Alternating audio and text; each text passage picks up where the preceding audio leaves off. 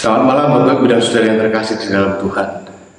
Malam hari ini kita akan merenungkan sekaligus mengenang peristiwa Kamis Putih sebagai langkah kita memasuki Tri Suci Paskah tahun ini. Saudara-saudara, malam hari ini Sinode GKJ memberikan tema hamba yang percaya. Nah, di dalam renungan dan khotbah ibadah keluarga malam hari ini, jika Bapak Ibu Saudara memperhatikan video saya, malam hari ini ada sebuah pertanyaan yang perlu Bapak Ibu jawab. Apakah Bapak Ibu di dalam hidup Bapak Ibu dan Saudara sekalian ingin menjadi orang sukses, ingin menjadi orang yang berkecukupan, menjadi orang besar, atau Bapak Ibu memilih menjadi orang-orang yang berkekurangan, atau menjadi orang kecil dan tidak terkenal? Bapak Ibu dan Saudara pasti di dalam hati menjawab, ya penak dadi wong gede timbang dadi wong cilik. Karena wong gede itu pasti hidupnya enak dan kepenak. Kita punya jawaban yang sama kalau disuruh memilih. Nah, tetapi pertanyaannya Bapak Ibu dan Saudara, menjadi orang besar itu apa pasti tentu enak dan kepenak? Menjadi orang yang berkecukupan itu selalu enak dan kepenak? Karena terkadang orang mencapai posisi itu dengan perjuangan yang tidak mudah. Terkadang juga menggunakan segala cara untuk bisa mendapatkan posisi itu. Akan baik Bapak Ibu dan Saudara menjadi orang besar, menjadi orang yang terkenal, menjadi orang yang berkecukupan kalau prosesnya itu sesuai dengan firman Tuhan. Dan apa yang dihasilkan dari itu juga untuk kemuliaan nama Tuhan. Tetapi yang menjadi persoalan sering saya ungkapkan di depan tadi adalah orang-orang mencapai itu berubah menjadi sebuah keserakahan untuk memperoleh kekuasaan. Apakah ada yang seperti itu? Oh, banyak. Tidak hanya pada zaman ini, saudara-saudara, tetapi juga di zaman dahulu kala, ketika Tuhan Yesus masih berkarya. Di dalam Alkitab tercatat bahwa murid-murid Tuhan Yesus pun tidak luput dari keserakahan untuk berkuasa.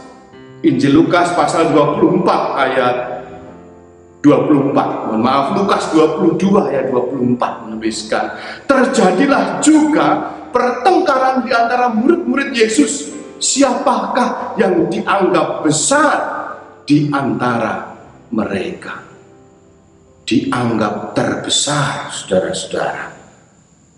Bagi pemahaman saya, Bapak Ibu dan Saudara, setiap orang tanpa kecuali, termasuk yang menyatakan dirinya adalah rohaniawan, pendeta, ya siapa saja deh, semuanya itu bisa terjebak pada keinginan diri sendiri untuk menjadi sosok yang dominan dan berkuasa,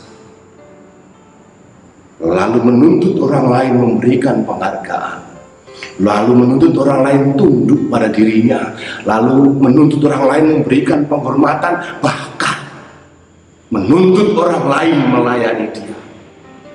Nah, di dalam situasi inilah Tuhan Yesus mengajar dan memberi contoh, bukan hanya dengan kata dan nasihat, melainkan dengan tindakan. Dan itulah yang menjadi penting dalam tema kita hari ini. Hamba yang percaya. Paling penting dalam pemahaman kita yang diperlukan adalah keteladanan. Saudara-saudara, berbicara tentang keteladanan. Keteladanan yang saya maksudkan tadi terwujud saat Yesus membasuh kaki para murid-muridnya. Peristiwa ini dilanjutkan dengan sebuah perintah agar para murid saling membasuh kaki. Di ayat yang keempat dan kelima tertulis, lalu bangunlah Yesus dan menanggalkan jubahnya. Ia mengambil selai kain lenan dan mengikatnya pada pinggangnya. Kemudian ia menuangkan air pada sebuah basi dan mulai membasuh kaki murid-muridnya. Di ayat yang keempat dan kelima tercatat, Yesus bangkit dari perjamuan malam dan menanggalkan jubahnya. Yesus menanggalkan jubahnya untuk mengambil peran sebagai budak yang membasuh kaki para tamu undangan dalam sebuah perjamuan malam. Jubah, Bapak, Ibu, dan Saudara, pada zaman itu adalah simbol keagungan, simbol kemuliaan dan kebesaran sang pemakainya. Yesus bersedia menanggalkan kehormatannya. Sebagai ganti jubahnya, Yesus mengikatkan kain lenan pada pinggangnya. Ia membasuh kaki para murid dan mengeringkannya dengan kain lenan itu. Dan untuk Bapak, Ibu, dan Saudara ketahui, semua pekerjaan itu lazim umum dilakukan oleh seorang budak belian. Bapak, Ibu, dan Saudara yang terkasih di dalam Tuhan, Yesus yang adalah Guru dan Tuhan telah menanggalkan jubahnya. Jubahnya yaitu kemuliaan dan kekuasaannya, dan menempatkan dirinya di hadapan mereka sebagai budak yang membasuh kaki para muridnya. Yesus mewujudkan di dalam dirinya apa yang diharapkannya turun di dalam diri para murid-muridnya, yaitu kerendahan hati dan saling melayani.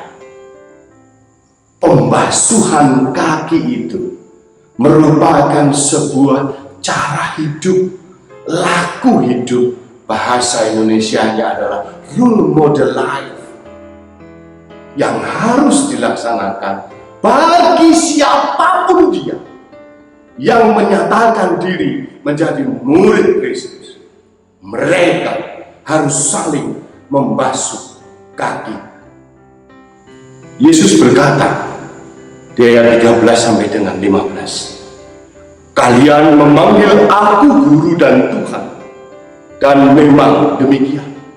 Kalau aku sebagai Tuhan dan gurumu membasuh kakimu, kalian wajib saling membasuh kaki.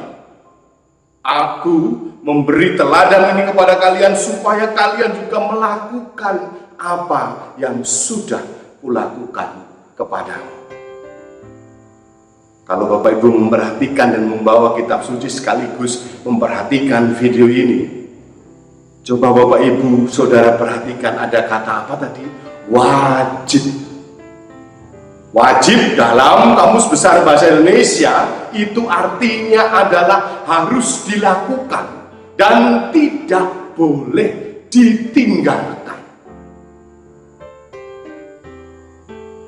Dan teladan pembasuhan kaki ini bukan soal meniru tindakan Yesus secara harafiah seperti yang liturgi dan biasanya kita lakukan setiap Kamis Putih, tetapi lebih pada bagaimana kita meneladani dan melakukan apa yang sudah dilakukan oleh Tuhan Yesus untuk menjadi hamba bagi dunia, tidak hanya bagi para murid.